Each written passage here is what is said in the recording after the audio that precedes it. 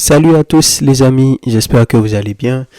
Bienvenue dans cette nouvelle vidéo. Victoire du Barça aujourd'hui, victoire 7 buts à 1 contre Valence. Après presque maintenant un mois et demi sans victoire en Liga. La dernière fois c'était contre Mallorca.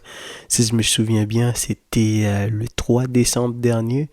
Eh bien, il fallait pas se louper aujourd'hui, il fallait battre ce match-là parce que maintenant, ça suffit là. Bon, il faut arrêter de perdre des points, surtout avec ce Real-là qui enchaîne les victoires. Donc le Barça ne va pas perdre ce match ou même pas faire un match nul aujourd'hui. C'était obligatoire de gagner ce match-là.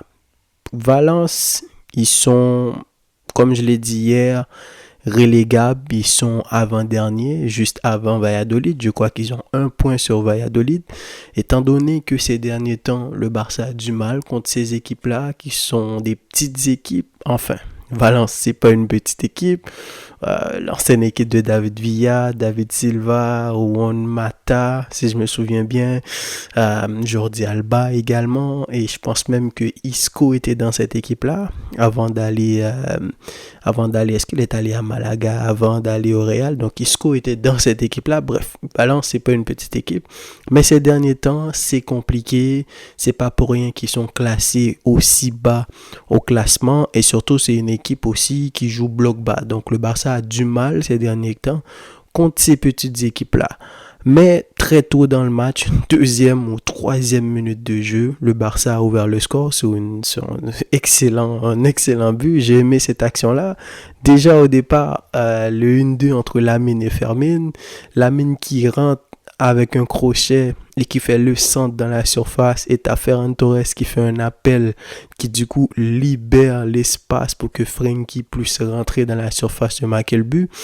Ça a été très beau, absolument presque tous les buts ont été excellents. Le deuxième but, le centre de Baldé, ouverture du pied de Ferran Torres pour aller au second poteau pour marquer.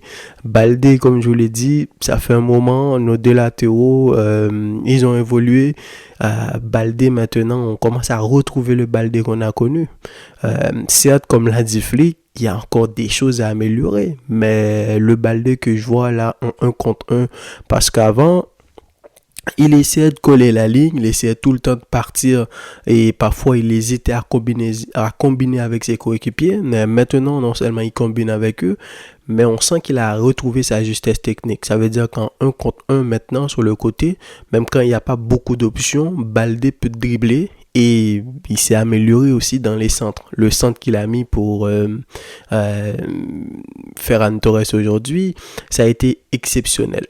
S'il y a quelqu'un aujourd'hui qui a joué un excellent match, c'est bien Fermin Lopez. Fermin Lopez, 2 buts et 2 passes décisives. Hein. Il a donné la passe à Rafinha pour le but de Rafinha. Le but de Lewandowski, c'est lui qui a donné la passe.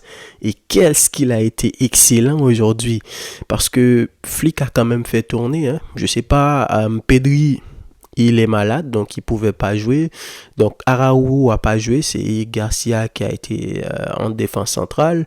Lewandowski sur le banc. Donc Gavi également qui joue ce rôle-là en tant que numéro 10. Donc c'était Frenkie en double pivot avec Casado. On sait que ces derniers temps, en tout cas moi, d'après ce que j'ai pu remarquer, Frenkie et Casado, c'est pas Frenkie et Pedri, et encore moins Frenkie et encore moins Pedri et Casado. Mais Fermin a amené une bouffée d'oxygène, et surtout, et c'est là aussi qu'a été le piège, parce que avant le premier but, même si le Barça a marqué très tôt dans le match, mais Valence, ils ont densifié leur milieu de terrain et ils ont essayé de presser très haut le Barça pour les empêcher de sortir avec le ballon. Sauf que avec 2 passes, une passe dès que la balle arrive dans la zone au milieu de terrain, Fermin a été tellement excellent quand il vient chercher les ballons, et surtout, contrairement à certains gars, des Frenkie parfois qui hésitent à lâcher le ballon, ben quand il voit les appels, il les lâche. Le nombre de passes qu'il a donné à Rafinha, à Ferran Torres, il dribble quand il le faut, il revient chercher les ballons quand il le faut. Ça, c'est un peu le Fermin que j'ai vu pendant les JO là. Celui qui a non seulement été buteur, passeur, je pense qu'il a terminé meilleur buteur des JO, meilleur buteur et meilleur joueur également parce qu'il a été excellent. Donc quand on pense qu'on a ce gars-là sur le banc, ça montre encore une fois à quel point l'effectif est quand même complet, quand même intéressant. Rafinha qui a marqué, il aurait pu marquer un doublé. Malheureusement, son ballon a touché le poteau. C'était ce rebond-là que Fermin a trouvé, qu'il a marqué le deuxième but, mais toujours aussi important dans ses placements. Maintenant, on voit que Rafinha, il est à l'aise, il est dans son élément là parce que il n'hésite pas à dézonner quand il faut. Il va à droite retrouver la mine de temps en temps et quand ils sont à deux sur le côté, c'est compliqué. Dans l'axe, il revient de temps en temps. À part Fermin, Olmo et Gavi, Rafinha est capable de jouer dans l'axe. Parfois, il joue en tant que... C'est comme s'il était numéro 9 parce qu'il fait des appels tranchants dans l'axe. Là, parfois, c'est Ferran qui dézone et lui, il vient dans l'axe, il fait des appels. Et sur le côté gauche, il est excellent. Comme je vous l'ai dit, il revient parfois dans la construction. Vraiment, Rafinha, c'est un leader, je sais pas quoi dire, c'est l'homme en forme du moment du Barça.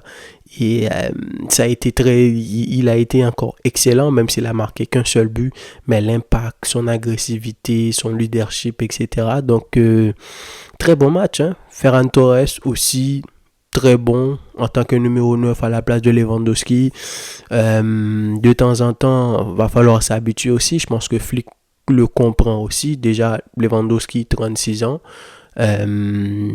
Cette équipe-là, Flick, ça demande d'avoir une jeunesse. La dernière fois, il a utilisé Olmo en tant que numéro 9, que j'ai trouvé excellent.